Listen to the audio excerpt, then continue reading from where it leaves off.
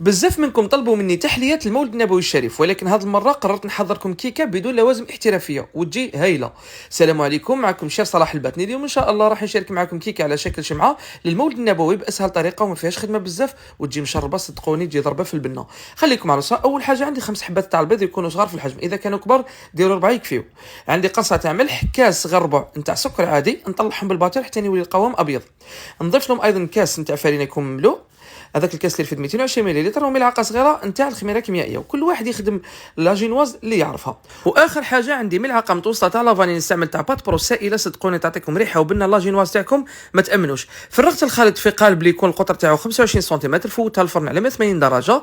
بعد ما جبتها خليتها بردت شويه وقسمتها الى قسمين. انا درت زوج تاع لي جينواز، يعني عندي 4 طبقات، كل طبقه شربتها بشربات ماء وسكر. ونديروا لهنا الكريمه، انا استعملت لا كريم شونتي، كاس تاع لا كريم شونتي مع كاس نتاع الحليب، طلعتهم وضفت لهم ملعقه صغيره تاع لافاني.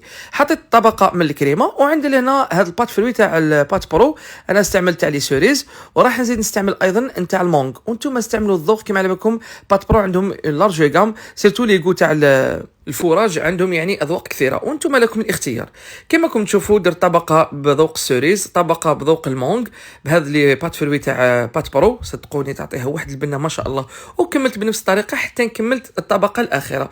ولا هنا بهذيك لا كريم شونتي اللي بقات لي، حاولوا تطلعوها مليح، تكون شاده روحها لانه راه شويه سخون الحال. واللي تغلفت بها الكيكه حطيتها في الثلاجه مده 4 سوايع، حكمت روحها.